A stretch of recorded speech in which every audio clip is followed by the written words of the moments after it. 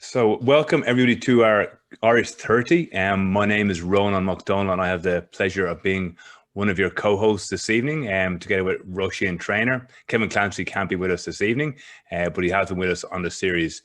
So for those of you watching back at a later time, just some context.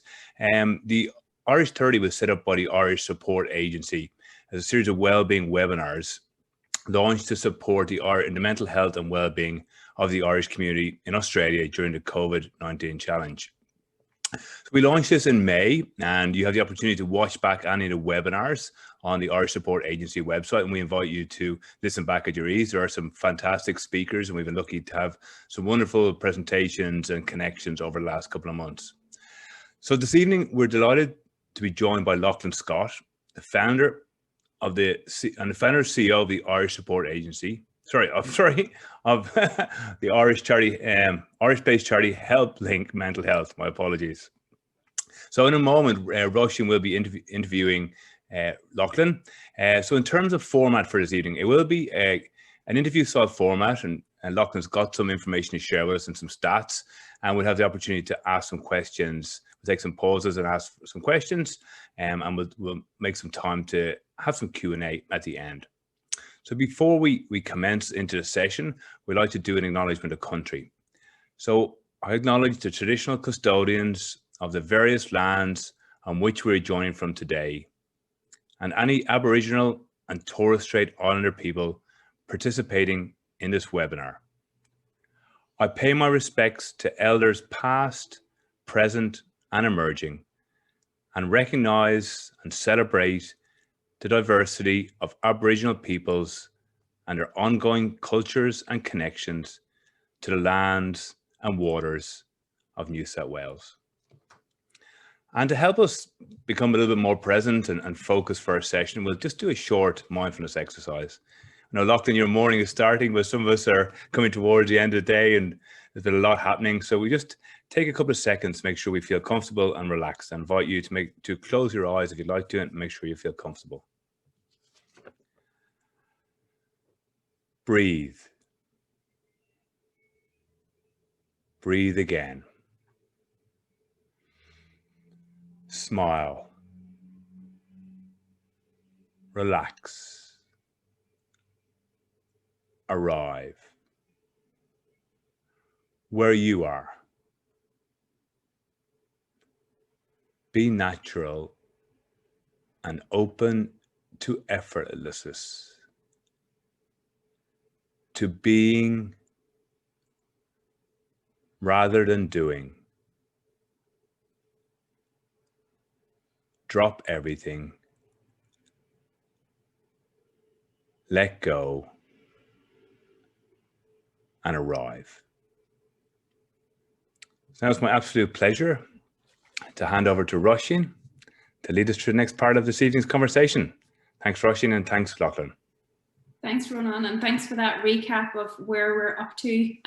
Thank you to Ronan and Kevin, who are great volunteers that came up with this concept and have been supporting us since May with this. This is our last one for the year. And we thought that it would be really fitting to focus this webinar on Christmas.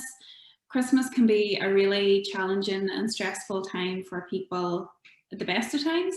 But I think the fact that we've just based on the year that we've just come through and the fact that we do have borders shut, even though that in Sydney and Australia, thankfully, we're in a pretty good position and we do have restrictions lifted all the time, which is great. We recognise that Christmas will be challenging because of people being separated from their loved ones. And the ISA has certainly observed that in the past with the work that we do. We would see a bit of an increase in access to services around that time in regards to mental health. So we're really delighted to be joined by Lachlan Scott this evening or morning if you're Lachlan. So he's joining us from Ireland. So we thank him so much for giving up his morning to be here with us today. So Lachlan has established a fantastic service based in Ireland, which has been a bit of a lifeline for the Irish Support Agency, and I'm sure for other organisations across the globe and for individuals directly. And they provide free online counselling for Irish migrants all across the world. So I'll let Lachlan talk a little bit about the motivation to set that up and about the service itself, and then Lachlan's going to share some insights into what they've been helping the Irish both in Ireland and abroad with this year. So over to you, Lachlan.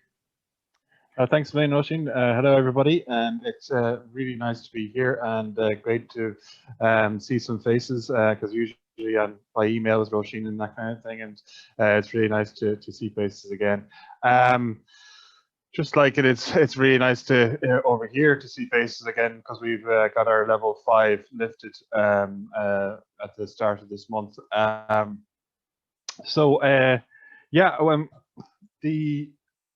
set up Helplink in 2012, and one of the main reasons behind it was because there was no 7-day-a-week or out-of-hours therapeutic services in the west of Ireland, actually in most of Ireland at the time, but based in Galway. So we started from here. And we're still the only 7-day-a-week and out-of-hours mental health service in the west of Ireland. And we then have national services that are both online and the international services, which are going to be talking about today. So yeah, before my time with Helplink, I was in the HSC. I was working as a social care worker in the social work department. So as many of the Irish people will in Australia will have the ability to, because when I was there, I just saw so many holes in the service. Like basically, if you wanted any information or any support, and it was after 4 o'clock or 5 o'clock during the week, there was nothing there for you. It was just a voicemail, or you send an email to nothing basically until the next day. And also then we were having and are still having a crisis with suicide in Ireland, especially for men as well, much higher as well for men. And some of the research that was coming out was showing that people are far more or less likely to enter a clinic itself due to the stigma that might be surrounding it, because 8 years ago, the stigma around accessing mental health was even worse than it is now. Thankfully, it's getting much better. People are more open to talking, that kind of thing.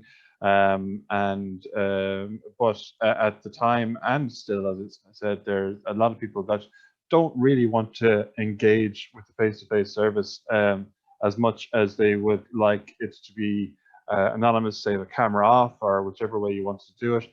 So long story short, we started off with just an online counselling service, and that was based on my work at the HSC, but also I was doing a lot of research, and it showed that Australia was light years ahead of the rest of the world when it came to providing services accessibly, mostly due to the disparate rural population, much like ourselves, even though tiny compared country-wise to Australia, size-wise, but it's the same type of thing where you have these urban centres and then this rural kind of sprawl, and where people need to have access to support.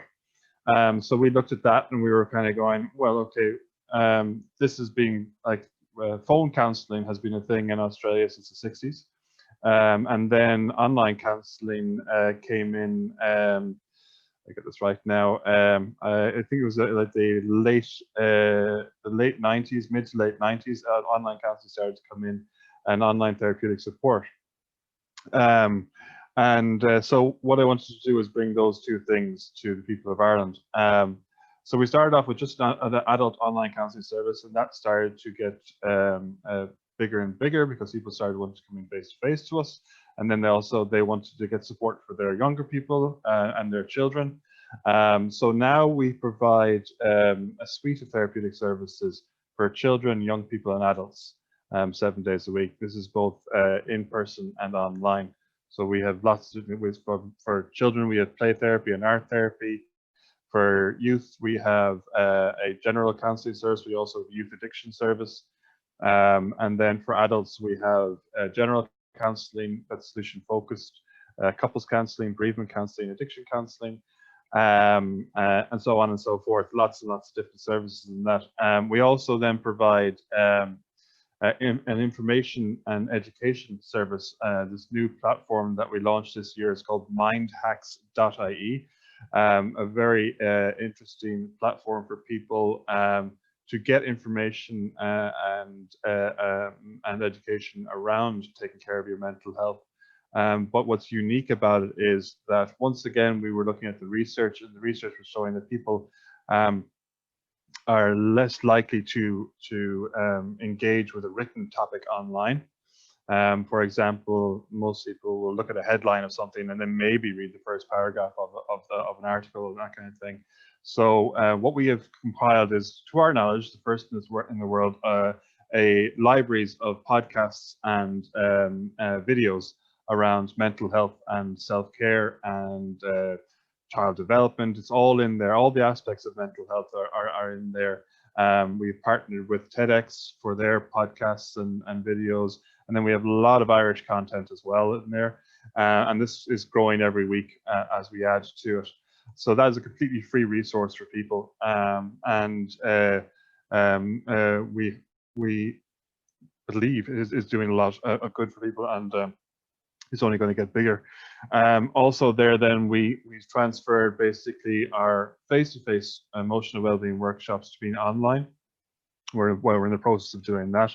They're all to be released next year. So what we actually do a lot of work in is in schools, primary schools and secondary schools and third level, around supporting people. And that was all face-to-face. So with everything that happened with the lockdown, we added this. Originally, mindhacks.ie was only going to be the video and podcast libraries, but then we added all our educational services in there now as well. So basically, yeah, that's what we're trying to do. We're trying to get as much support out to people in the way that they want to be supported, at times that they want to be supported, etc. And that's really our raison d'etre as an organization, a mental health organization, accessible services. Actually, it's the Irish abroad work that we do stemmed.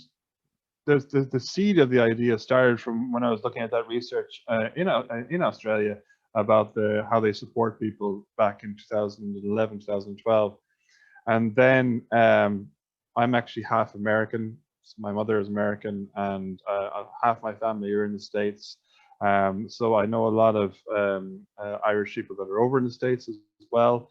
And then I would know a good few people in Australia. And then two of our board members also had family members and living abroad.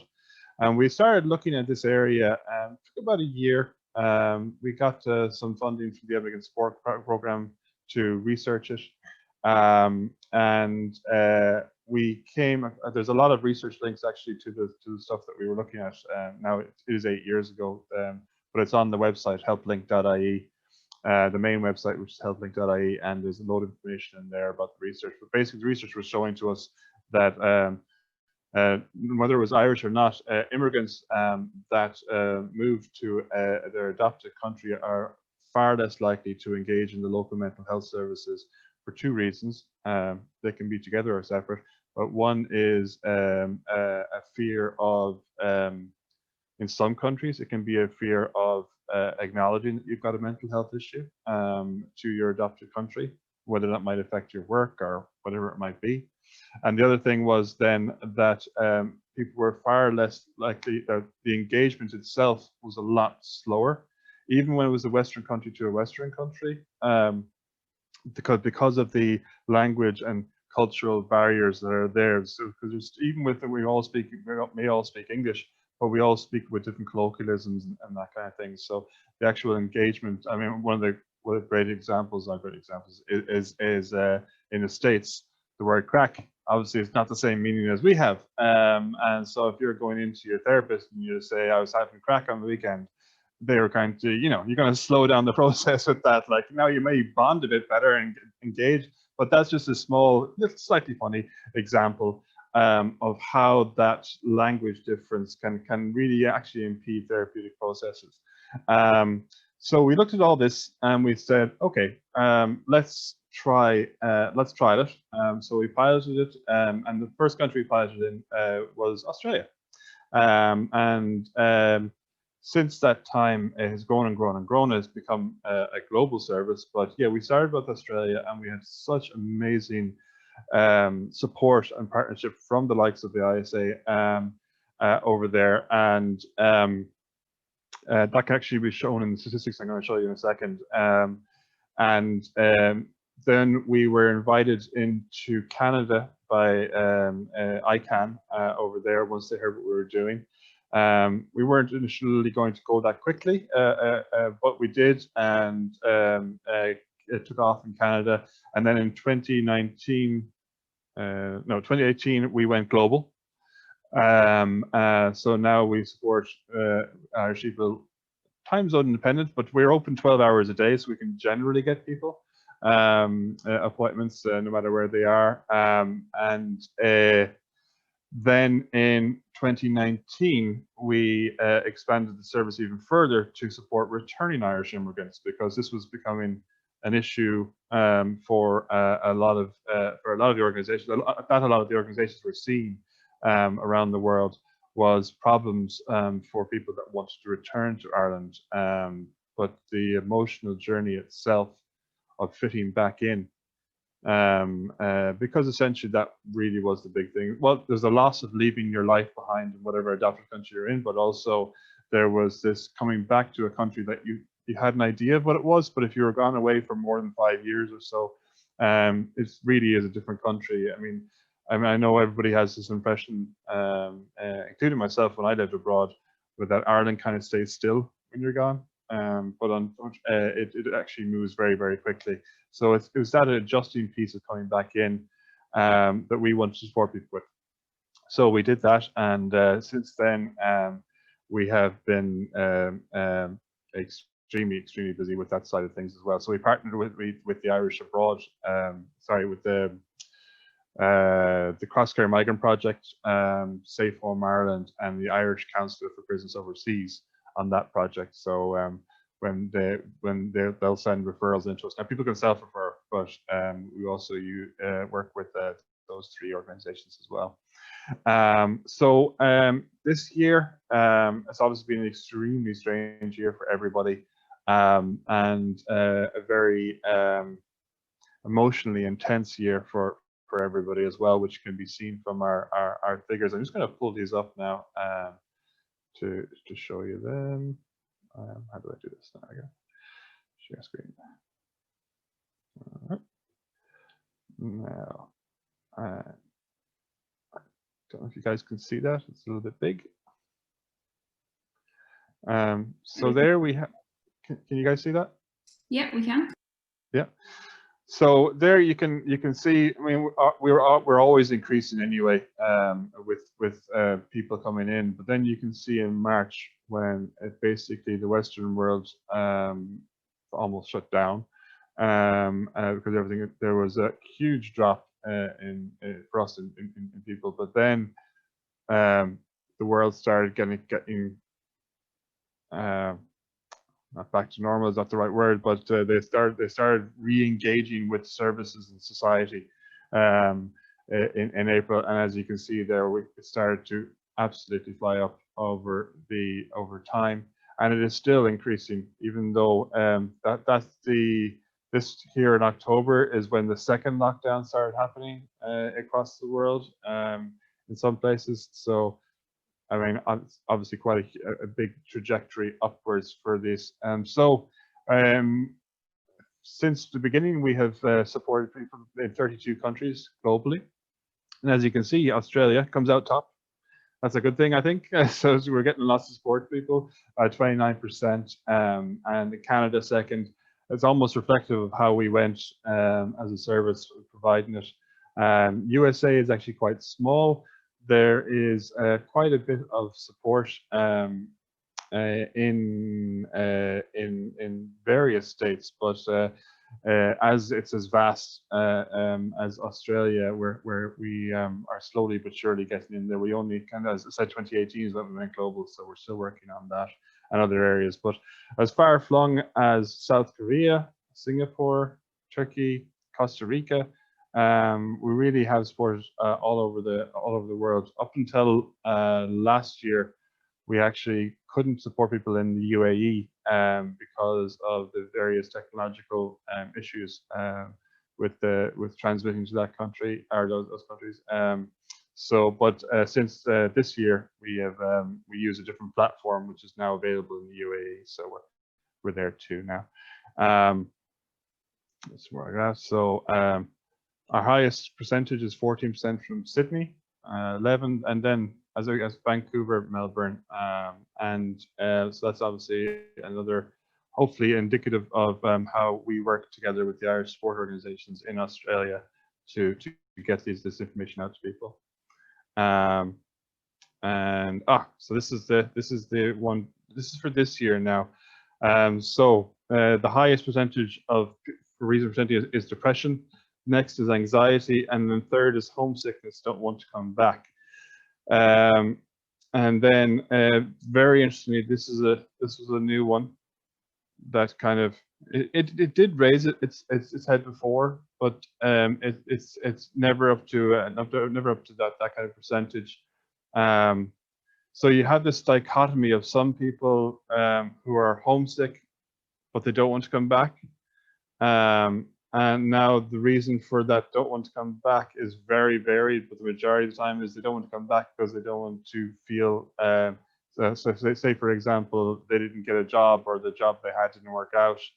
They don't want to come back with essentially the tail between the legs kind of thing, like, oh, I didn't make it, like that has been a reason for a lot of people for a long time since we've started the service, is this really wanting to come home, but feeling like, oh, possibly I should have done better or whatever it is from that. But there is this I don't really want to use the word shame, but this feeling that everybody at home is not going to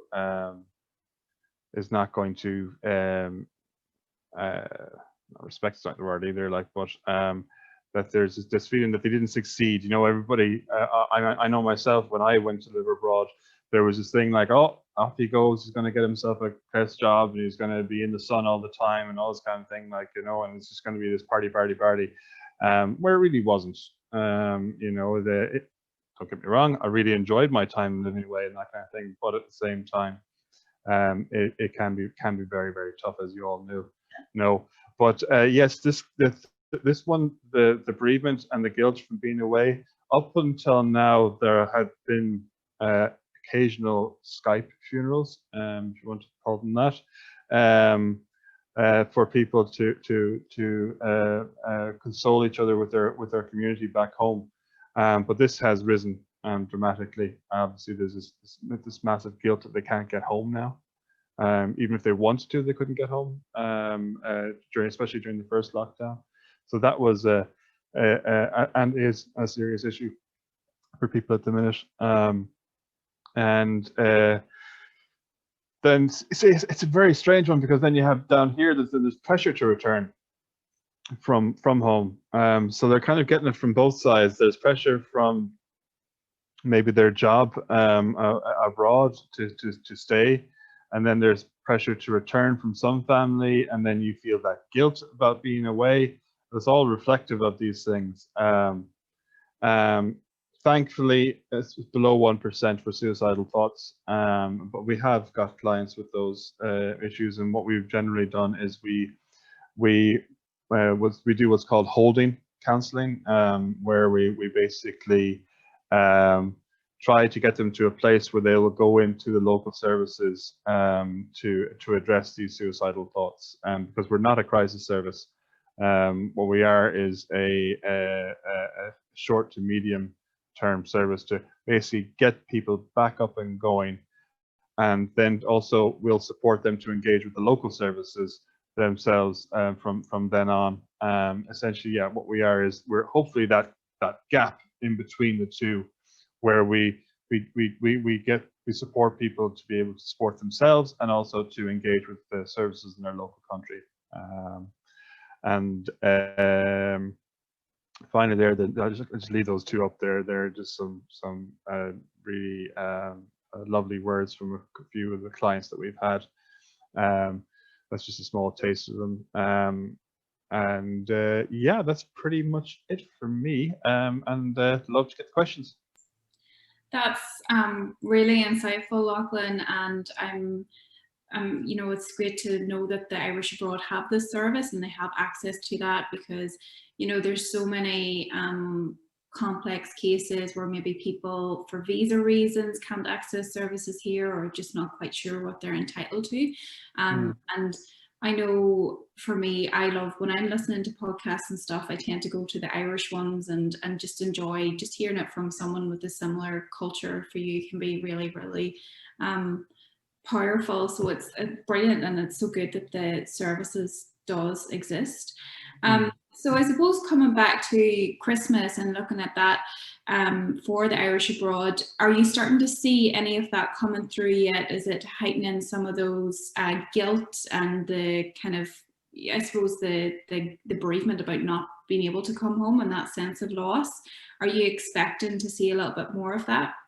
Well, I suppose if I go back to those figures, I'll stop sharing now. But you saw in August and September, there was still an increase of about 50% across the board, but that was down from previous months. And then in October, it started to climb back up again. As far as I'm aware, I think November is the same, it's going up again. So there is a lot of people that are starting to be affected by exactly what you just said there, this inability to come home, even though maybe they weren't going to come home at all this year, but now they can't. That always creates a more of an emotional reaction. To be told you can't do something, and it always creates a different reaction, emotional reaction. But also it's not. I think also that it's more of a reminder. If you're not able to do something, it plays more on your mind than if you always know this option is there. I'm talking in general about emotional well-being. If you know something's always there, it's always there in the background. You know it's safe. You know it's secure. You can be comfortable in yourself to know that I can always go home, or I can always do this. I can always do that. There's a sense of security to that, and to have that taken away, yes, it's definitely affecting people, and it's going to be affecting people even more coming up to this. Now, we're going to be open the majority of Christmas, and so appointments are available there, but they need to be gotten as soon as possible, because our counsellors need to have Christmas too and that kind of thing. And as I said, we're not a crisis service, but yes, we only see it getting busier for December and also January then, because even though, for example, in Australia, this is your warm time, this is hot time and that kind of thing, like, you know, this is your summer, and we always see a little bit of a dip of engagement no matter what in summertime, because people feel better about themselves, they're getting out and about, they're getting more exercise, that kind of thing. So we always see a little bit of a dip within that. But as you saw from the figures there, that dip is not actually happening this year. It's going the other way. Yeah. That's interesting to see the seasons can impact that.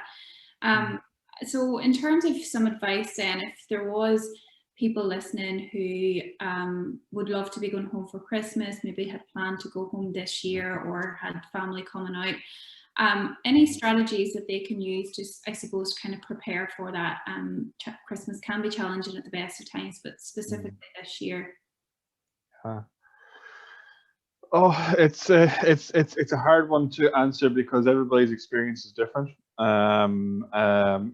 The main thing I would say is to stay in contact as much as possible. Use the resources that are there available for you, like the ISA, like the other Irish organizations that are in Australia. That kind of community, you guys are still doing initiatives as far as I'm aware, where you're connecting with people and that kind of thing. And I'm not too sure if you're still doing walk-ins and events and that kind of stuff, but where possible to engage with whether those events are face-to-face or online. As an Irish person living in Australia, try your best to engage with them as much as possible. For some people, that might be hard, especially if that's social anxiety. But one of the key things that I've seen as a benefit, I've been talking to some people in different organizations here in Ireland, like Grow and that kind of thing, and the AA and GA, where they're seeing actually an upsurge in new people getting in contact with their groups and with their sessions and that kind of stuff, because they don't have to have their camera on, they don't have to talk, they can just be there and listen. And you know, if you guys have events going on, I would actively encourage everybody to get involved with those events, whether or not your camera's on or off, or you're making any engagement at all. Just being there and listening to other people chatting is fantastic for your mental health and to reconnect yourself with home. Presumably most people are used to the Skype back in for the Christmas dinner and that kind of thing. I would actively encourage that. What we've seen, I've been chatting to a couple of people what they're going to do. Actually, we're doing it. We're doing it here for some family members of ours. We're actually setting a place at the table here, and then we're going to have an iPad or whatever it is, going to be screen facing out from where their chair would be, kind of thing, like the table mat would be. So they can be part of the dinner, and they're going to have their own dinner at the same time, probably breakfast with yourselves, that kind of thing, or whatever the flip is on that. But a lot of people have done that before for loved ones that haven't been there before, that aren't there that year, and say they passed during the year and that kind of thing. But now this is kind of being flipped, where that actually can be there, whether it's virtual or not. But it's a little small thing that might help people to engage with the dinner, even because as we know, Christmas dinner goes down in like a wolf at times, because people are so hungry and that kind of thing. So it might only be for 20 minutes and that kind of stuff, but it'll still be fun. And you'll be able to listen to your family and friends and that kind of stuff. Yeah. And I would actually encourage people that don't have families, but they have friends, to do the same, similar with their friends. Maybe have some sort of a virtual dinner with their friends, or drinks and that kind of thing as well. I mean, I know a lot of people have been engaging with this during lockdown anyway, but just to really keep that up, really keep connected with each other, and just to know, look, it's going to get better. January, February, March this year, I don't think anybody thought that we would have the gleam of hope that the vaccines are going to be coming in and that kind of thing. So just to know that, look, yes, it's been a tough year, but there is hope, and just keep engaging, no matter what. Keep engaging with your family at home. And as I said, even if you're just there watching a movie, that's another thing I heard actually the last day. There was a family who watched Elf together from their sitting room with their son, who's in Boston, and because they always watched every year. So what they did was they set up the phone or set up the pad or whatever it was in front of the screen, and same thing again. They just, they didn't really talk during the movie and that kind of stuff, but they were still together in a way. So it's trying to find new and innovative ways of being together. That would really help. And for those who don't have, as I said, those mightn't have family, try that with your friends. For those who don't have very many friends and that kind of stuff, do join these virtual events that you guys will be doing and that kind of thing. That's going to really, really help to keep you going. And remember to talk. Christmas Day itself is going to be really tough for a lot of people. But make sure that there are services, there are things like Samaritans that are still open. Presumably Australia has a version of Samaritans and that kind of thing as well, that people can talk to. And it's just making sure to take care of yourself this year, more than you would ever would, and eat that extra Ferrero Rocher and that kind of thing, like, you know, or whatever it is that you guys might like. Treat yourself. Look, you know, it's at the end of the day, for those who don't celebrate Christmas or don't celebrate that part of the holiday and that kind of stuff, like, it's still a good day to get back in contact with people. One thing also I did this year, which I hadn't done for time immemorial, was actually post a card, Christmas card. I sent Christmas cards out this year, which I've never done before. I jumped on the bandwagon a few years ago doing the Christmas emails, cards and that kind of stuff, but that thankfully went out the window in a lot of ways. Yeah, that physical act of receiving something in the post from somebody, yeah, it's very hard to estimate the joy that brings to people, especially to kids. So if you've got any nephews or nieces or whatever in your life or anything like that, think of the act of them opening up that card that you sent them. That's going to bring a lot of joy for them, and as a result, bring a lot of joy for yourself. Because at the end of the day, joy is reciprocal when it happens nicely. Yeah. And just on that, the ISA does have lots of events happening over Christmas and January. So Baile Asbaile is where all those events are shared on our new page. So it's a community initiative, lots of in-person and online events. So if people are on their own and don't know many people in Sydney, absolutely come along. There's most of the things is people coming on their own, so you won't be alone there. And yeah, just as someone who's been living in Sydney and had a few Christmases away from home as well, one thing I find is really helpful is to just be careful about your social media use. Sometimes I find once I'm seeing, and I've started seeing actually people in America, a few bloggers that I follow have started to come home to Ireland, and it was that feeling coming again going, oh, they're home for Christmas and we can't. So just be careful about social media use. If you need to mute people for the Christmas period, just do it. Nobody will know. They won't be notified. And just, yeah, sometimes I think when you're comparing your Christmas to other people's, it puts you up for failure. And, you know, people are always sharing the highlights. They're not showing, you know, maybe the hours where they're sitting there with nothing to do, or the family fallout that maybe has happened. That's not going to go on social media. So don't be comparing, you know, your normal day to the, you know, 10 minutes that's shared on someone's highlight reel on Instagram, and just keep your expectations low. I think don't put too much pressure on yourself.